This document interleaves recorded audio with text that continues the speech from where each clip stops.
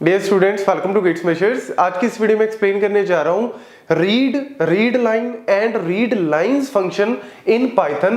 तो है तो बड़ा सिंपल सा कॉन्सेप्ट, लेकिन फाइल सिस्टम में जब भी हम बात करते हैं हमारे बेसिक फंक्शंस की, तो यहाँ पे रीड लाइन या फिर रीड लाइंस के बारे में इंटरव्यूज में भी पूछा जाता है, कॉम्पिटिटिव एग्जाम में भी पूछ लेते हैं।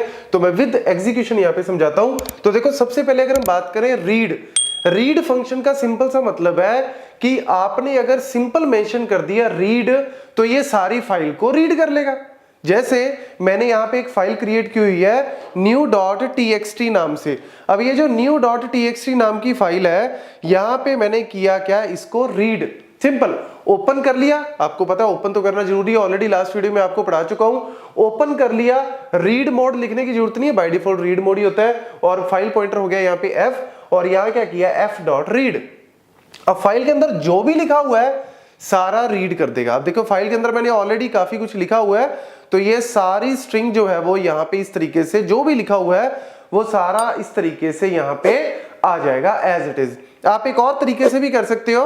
अगर आप इस तरीके से करना चाहते हो, f.read को प्रिंट में, जैसे यहाँ पे तो f.read सिंपल लिखा, आप प्रिंट f.read भी लिख सकते हो, बात एक ही है। आप इसको भी एग्जीक्यूट करके देख लो, तो यहाँ पे भी देखो इसने उसको इस तरीके से रिप्रेजेंट कर लिया। लेकिन फर्क क्या रखा, इसमें क्या है, कॉन्टिन्यूस स्ट्रिंग में आ रहा है डेटा, और यहाँ पे हर लाइन के बाद जो मेरा ओरिजिनल डेटा है उसमें हर लाइन के बाद जहां पे वो एंड हो रही है लाइन, उसके बाद उसने /l लिख दिया। यहां पे इसने क्या किया, f.read में पहली लाइन खत्म होने के बाद जहां पे मैंने डॉट लिखा था, उसके बाद इसने ऑटोमेटिकली जो मेरी फाइल में डेटा लिखा है उसी फॉर्मेट में दिखा दिया। यहां पे कॉन्टिन्यूस है और /l लगा रहा है जहां पे लाइन खत्म हो रही है, यहां पे /l नहीं लगा रहा, डायरेक्टली जो मेरा डेटा एज इट इज लिखा हुआ है इस फाइल में उसी को ही शो कर दिया। तो ये बेसिक सा फंक्शन है रीड का। अब इसमें क्या पूछ लेते हैं, इसमें एक बेसिक सा कॉन्सेप्ट पूछ लेते हैं कि बाय डिफॉल्ट तो रीड क्या कर रहा है, सारी की सारी जो कंटेंट है, पूरा का पूरा कंटेंट है, एवरी कंटेंट, इसको हम बाइट भी बोल सकते हैं। जैसे जितने बाइट में मेंशन करूंगा, यहां पे कुछ नहीं मेंशन किया तो सारा रीड कर लिया। अगर लेट्स से मैं यहां पे मेंशन कर दूं 5, तो यानी ये फर्स्ट 5 कैरेक्टर को रीड कर लेगा। ये लो जी, पहले 5 कैरेक्टर को रीड कर लिया। देखो 1 2 3, ये स्पेस था 4 हो गया और s हो गया 5, तो पहले 5 कैरेक्टर को रीड कर लिया। बस जो आप मेंशन करोगे उस हिसाब से वर्क करेगा। इसमें एक और वेरिएशन मैं करता हूं, f.read, मैं दोबारा से फिर लिख दिया यहाँ पे f.read, और यहाँ पे दोबारा क्या कर दिया मैंने, 5 कर दिया। f.read 5, f.read 5। अब यहाँ पे आपको क्या दिख रहा है, ये आपको यहाँ पे कुछ स्ट्रिंग यहाँ पे मेंशन हो रही है। ये एक्चुअल में क्या हुआ है, बड़ा इंपॉर्टेंट फंड है। जो आपका पॉइंटर है, फाइल पॉइंटर जो है ना, वो क्या होता है, जैसे ही आप रीड करते हो वो मूव करता है। जैसे ये देखो, आप इस एग्जांपल से ले सकते हो। मैंने पहले क्या किया, f.read 5, क्या किया उसने, 1 2 3 4 5, वो फाइल पॉइंटर जो है वो 5 कैरेक्टर आगे मूव कर गया, 5 बाइट आगे मूव कर गया, मतलब वो s पे पॉइंट कर रहा है। उसके बाद मैंने दोबारा फिर नेक्स्ट 5 रीड कर लिए, तो उसने 1 2 3 4 5, तो TUDEN, और लिख लो जी TUDEN प्रिंट हो गया। ये पॉइंट याद रखना। तो इस तरीके से आपका जो फाइल पॉइंटर है वो आपका जो पॉइंटर मूव करता रहता है, और उसकी मूवमेंट भी आपसे कई बार पूछ लेते हैं। जैसे इसमें अगर मैं चेक करना चाहता हूं कि एट प्रेजेंट मेरा फाइल पॉइंटर किस पॉइंट पे है, किस पर्टिकुलर कैरेक्टर पे है या बाइट पे है, तो देख लो जी, जैसे ही आप टेल करोगे f.tell 10 आ गया। और देख लो जी 10 पे ही है। कैसे, पहले 5 रीड किए तो हाई HII 1 2 3 4 5, उसके बाद फिर 5 रीड किए 1 2 3 4 5, तो टोटल 10 पे मेरा यहाँ पे n पे जो है वो खड़ा है फाइल पॉइंटर, तो यानी इसने पोजीशन बता दी 10। तो ये इंपॉर्टेंट फंड है, कई बार पूछ लेते हैं तो आपको पता होना चाहिए। दूसरा, अब देखो f.tell तो 10 पे आ गया। अब मैं चाहता हूं कि इसको मैं दोबारा 0 पे लेके आना चाहता हूं। ये जो मेरा पॉइंटर 10 पे पहुंचा हुआ, इसको मैं दोबारा लेट्स सपोज 0 पे लाना है, तो क्या करते हैं, f.seek बड़ी इंपॉर्टेंट, यहाँ पे सिस्टम कॉल भी आप बोल सकते हो या सिंपल फंक्शन भी बोल सकते हो। सीक का फंडा ही ये है कि जो आपका पॉइंटर है ना, उसको आप कहीं पे भी मूव करना चाहते हो वो उसी जगह पे मूव हो जाएगा। जैसे एग्जांपल के तौर पे बताता हूं, यहाँ पे मैंने 0 किया, तो अब मैं दोबारा से 0 करने के बाद अगर मैं दोबारा से टेल करता हूं, तो देख लो जी ये आपका जो है वो एफ डॉट, अच्छा उसको मैंने रिमूव कर दिया।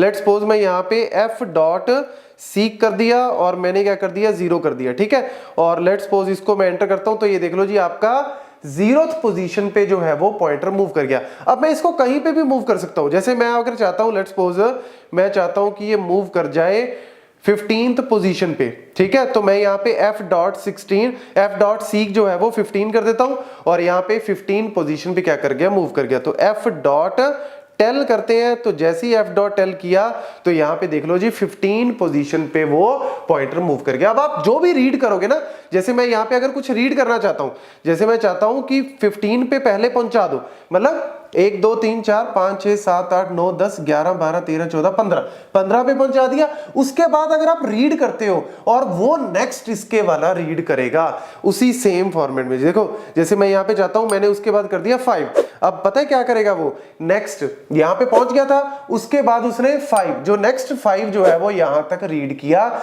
यही इसकी ब्यूटी है, 1 2 3 4 5, तो इसने नेक्स्ट वाले 5 रीड किए। तो आप फाइल पॉइंटर को कहीं पे भी, इस जो रीड राइट पॉइंटर को कहीं पे भी मूव कर सकते हो, कोई भी पर्टिकुलर बाइट को रीड कर सकते हो by using the concept of seek, ठीक है। तो ये इंपॉर्टेंट फंडा था। इसके बाद हमारे पास आ जाता है नेक्स्ट, अगर आप लाइन बाय लाइन जो है वो एक्सेस करना चाहते हो, कई बार पूछ लेते हैं इंटरव्यूज में या कॉम्पिटिटिव एग्जाम में पूछ लेते हैं, तो आपको पता होना चाहिए एफ डॉट सीक पहले 0 पे ले आओ। अगर ऑलरेडी 0 है तो बात खत्म, लेकिन हो सकता है किसी पर्टिकुलर मूवमेंट पे है तो आप पहले उसको 0 पे ले आओ और उसके बाद for line in F print line. तो यहां पे मैं क्या कर रहा हूं, for line in F print line कर रहा हूं। तो देख लो जी इसने क्या किया, for every line in F read print all the lines. तो देख लो जी सारी लाइंस जो है वो जो मैंने फाइल में लिखी हुई हैं उसको लाइन बाय लाइन जो है वो प्रिंट कर दिया। तो आप लूप लगा के भी इस तरीके से रीड कर सकते हो। देन आ गया जी हमारे पास रीड लाइन। अब रीड लाइन का फंडा पता क्या है, बाय डिफॉल्ट ये पहली लाइन को ही रीड करता है। जो भी आपके, जैसे मेरी इस फाइल में पहली लाइन क्या है, ये वाली, तो बाय डिफॉल्ट ये पहली लाइन को ही रीड करेगा। जैसे अगर मैं कुछ भी मेंशन नहीं करता, बीच में मैं इसको खाली रखता हूं, तो मैंने सिंपल ये लिखा रीड लाइन, तो इसने क्या किया, पहली लाइन को रीड कर लिया। जहां तक आपका स्लैश है, मतलब जहां पे खत्म नहीं होता तब तक वो पहली लाइन को कंसीडर करेगा और उसी को ही प्रिंट करेगा।